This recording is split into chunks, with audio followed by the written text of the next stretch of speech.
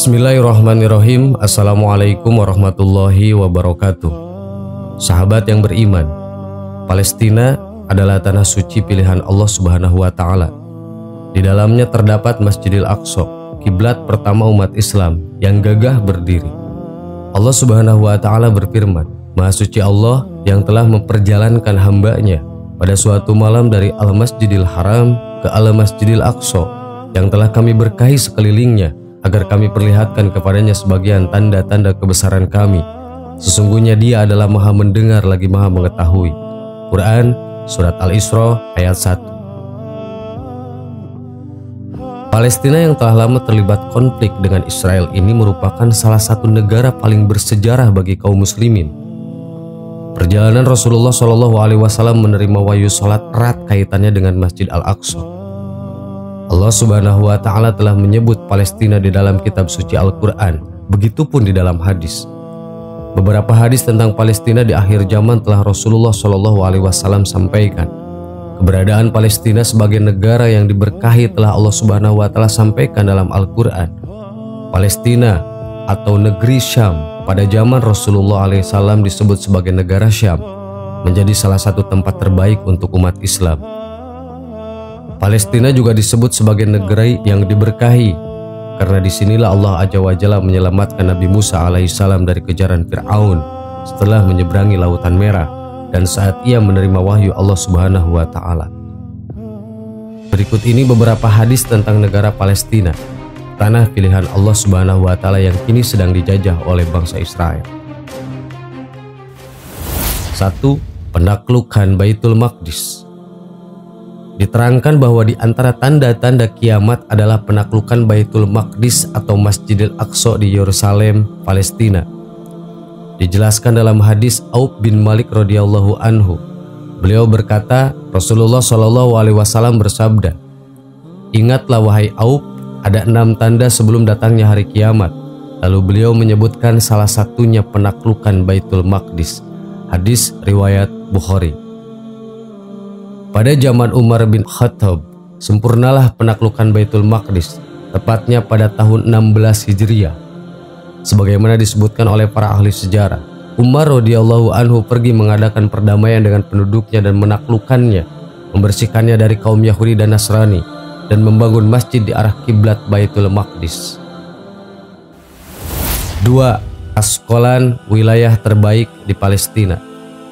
Ahmad bin An-Nadar Al-Askari meriwayatkan kepada kami dari Sa'id bin Habsin An-Nufail, dari Musa bin A'yan, dari Ibnu Syihab, dari Fitri bin Khalifah, dari Mujahid, dari Ibnu Abbas berkata, Rasulullah SAW pernah bersabda, awal urusan ini adalah kenabian dan rahmat, kemudian berikutnya kekhilafahan dan rahmat, kemudian berikutnya kerajaan dan rahmat, kemudian berikutnya pemerintahan dan rahmat, kemudian mereka saling merebutnya sebagaimana gigitan keledai. Maka wajib bagi kalian untuk berjihad, dan sesungguhnya sebaik-baiknya jihad kalian adalah ribat, terikat dengannya, dan sebaik-baik ribat adalah di Asqalan. Hadis riwayat Tabarani. Kota Asqalan dan Gaza terletak di sebelah selatan Palestina. Asqalan dan Baitul Maqdis adalah kota Baitul Jibrin yang berjarak sekira perjalanan 2 hari dengan Gaza, dan antara Baitul Jibrin dan Asqalan sejauh 32 km. 3. Palestina, tempat khilafah akhir zaman. Al-Quds adalah ibu kota atau pusat khilafah Islamiyah di akhir zaman. Rasulullah SAW pernah meletakkan tangan di atas kepala Abdullah bin Hawalah dan berkata, "Wahai Ibnu Hawalah, apabila engkau melihat khilafah telah turun di bumi yang suci, maka telah dekat keguncangan, kekacauan dan sesuatu yang besar. Ketika itu kiamat lebih dekat kepada manusia daripada tanganku ini ke kepalamu." Hadis riwayat Abu Dawud dan Ahmad. 4. Palestina, tempat terbaik akhir zaman. Dari Muawiyah radhiyallahu anhu berkata, aku mendengar Nabi Muhammad SAW bersabda, selalu ada dari umatku senantiasa yang menegakkan perintah Allah. Tidak dapat mencelakai mereka orang yang menghinanya dan juga orang yang menyelisihinya, hingga Allah datangkan kepada mereka perkaranya sedangkan mereka tetap kondisinya seperti itu. Dari Umar bin Khattab radhiyallahu an, berkata Rasulullah SAW, Selalu akan ada kelompok dari umatku akan membela kebenaran hingga datangnya hari kiamat. Dari Mughirah bin Syu'bah radhiyallahu anhu berkata, aku mendengar Nabi Muhammad SAW bersabda, selalu akan ada umatku yang membela kebenaran di tengah manusia sampai datang keputusan Allah kepada mereka. Dari Imran bin Husain radhiyallahu anhu berkata, Rasulullah SAW bersabda, akan senantiasa ada kelompok dari umatku yang berperang dalam kebenaran. Mereka akan menang menghadapi orang-orang yang memusuhinya sampai akhir dari mereka dan memerangi Al-Masih Ad-Dajjal. Sahabat yang beriman, itulah beberapa hadis tentang tanah Palestina yang Allah Subhanahu wa taala jadikan tanah pilihan. Wallahu a'lam. Wassalamualaikum warahmatullahi wabarakatuh.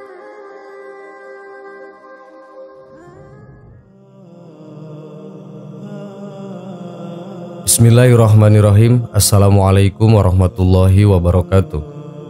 Sahabat yang beriman, zaman dahulu Islam berkembang sangat pesat ke seantero dunia pada masa Kekaisaran Romawi Bizantium dan Kekaisaran Sasaniyah Persia. Pasalnya, kedua kekuatan superpower tersebut dapat ditumbangkan oleh para pejuang muslim dalam kurun waktu 18 tahun. Selanjutnya, penaklukan oleh Islam pun terus merambah ke wilayah Eropa, Afrika, dan Asia Tengah. Dalam kurun waktu itu, ada beberapa panglima perang umat Islam yang mengukir sejarah dalam dunia Islam. Salah satu panglima hebat itu yakni Khalid bin Walid. Sebagai panglima perang yang sangat terkenal, Khalid bin Walid begitu ditakuti pasukan musuh di medan tempur. Ia pun merupakan panglima tempur yang memiliki peranan sangat penting dan tak terkalahkan di sepanjang karirnya. Oleh sebab itulah, Rasulullah memberikan Khalid bin Walid julukan pedang Allah yang terhunus. Khalid sendiri termasuk salah satu keluarga Nabi. Pasalnya, bibi Khalid yang bernama Maimunah merupakan salah satu istri Rasulullah. Awalnya Khalid merupakan panglima perang kaum kafir Quraisy yang terkenal dengan pasukan kavalerinya. Bahkan ia juga menjadi dalang di balik kekalahan yang dialami oleh umat Islam saat perang Uhud. Kala itu Khalid memanfaatkan kelemahan pasukan muslim yang tergiur oleh harta rampasan perang. Saat pasukan muslim turun dari bukit Uhud, Khalid beserta pasukannya pun naik ke atas bukit dan menyerang pasukan muslim yang tersisa. Namun setelah perang itu, Khalid justru menemui Rasulullah dan menyatakan beriman kepada Allah. Dalam berbagai kesempatan, ia lantas menunjukkan strategi-strategi perang yang berhasil mengalahkan pasukan musuh. Khalid memang sempurna dalam bidang peperangan karena dia merupakan ahli siasat perang, mahir dalam segala senjata, piawai dalam berkuda, dan berkarisma di tengah para prajuritnya. Kendati demikian, Khalid tak pernah sombong, selalu rendah hati meski berada dalam puncak popularitas. Dalam suatu kesempatan, ia pernah diperintahkan oleh Rasulullah SAW untuk menuju Naklah guna menghancurkan patung berhala bernama Uzza. Patung Uzza merupakan patung paling besar yang disembah oleh Bani Kinanah dan Bani Mudhar. Setelah tiba di Naklah, Khalid beserta pasukannya dengan mudah menghancurkan patung berhala itu. Mereka lantas melaporkannya kepada Rasulullah SAW. Dari Abu Al-Tufail, beliau bercerita, ketika Rasulullah menaklukkan kota Mekah, beliau mengutus Khalid bin Walid ke daerah Naklah, tempat keberadaan berhala Uzza. Akhirnya Khalid mendatangi Uzza, dan ternyata Uzza adalah 3 buah pohon samuroh. Khalid pun lantas menebang ketiga pohon tersebut. Ketiga buah pohon tersebut terletak di dalam sebuah rumah. Khalid pun menghancurkan bangunan rumah tersebut. Setelah itu, Khalid menghadap Nabi dan melaporkan apa yang telah dia kerjakan. Nabi pun berkata, "Kembalilah, karena engkau belum berbuat apa-apa." Akhirnya ia kembali. Tatkala para juru kunci Uzza melihat kedatangan Khalid, mereka menatap ke arah gunung yang ada di dekat lokasi sambil berteriak, "Wahai Uzza, wahai Uzza." Akhirnya Khalid mendatangi puncak gunung. Ternyata Uzza itu berbentuk perempuan telanjang yang mengurai rambutnya. Dia saat itu sedang menuangkan debu ke atas kepalanya dengan menggunakan kedua telapak tangannya. Khalid pun menyabetkan pedang ke arah jin perempuan Uzza sehingga berhasil membunuhnya. Setelah itu Khalid kembali menemui Nabi dan melaporkan apa yang telah ia kerjakan. Lalu Rasulullah SAW pun berkata, "Nah, itu baru Uzza." Hadis riwayat An-Nasai. Diketahui selama menjadi pemimpin pasukan muslim, Khalid telah ikut lebih dari 100 pertempuran melawan kekaisaran Bizantium dan tak pernah terkalahkan. Dalam biografinya, Khalid adalah orang paling gigih dalam berperang. Namun beliau wafat di atas tempat tidur karena sakit, bukan di medan perang. Begitulah kehendak Allah kepadanya. Tentunya Khalid bukanlah panglima perang sembarangan. Bukan hanya manusia yang sanggup ia kalahkan dalam perang. Bahkan jin Uzza pun yang pada hakikatnya tak bisa dilihat manusia berhasil ia lihat dan ia hancurkan. Maka layaklah gelar pedang Allah yang diberikan Rasulullah kepadanya. Karena setiap perkataan Rasulullah bukan perkataan sembarangan. Selain itu, karomah lain yang diberikan Allah kepada Khalid sebagai panglima perang pasukan muslim yang selalu memang tanpa memandang lawannya itu dari golongan jin atau golongan manusia adalah kebal terhadap racun. Diriwayatkan Abu Ya'la Al-Baihaqi dan Abu Naim dari Abu Syafar, ketika orang-orang memperingatkan, waspadalah terhadap racun, jangan minum suguhan orang-orang asing. Namun Khalid menjawab, berikan racun itu kepadaku. Kemudian ia mengambil minuman racun itu lalu meneguknya sambil membaca basmalah, dan tidak terjadi sesuatu apapun yang membahayakan pada dirinya. Sahabat yang beriman, itulah salah satu panglima perang dalam Islam yang mengukir sejarah dalam dunia Islam. Semoga bermanfaat. Allahu a'lam. Wassalamualaikum warahmatullahi wabarakatuh.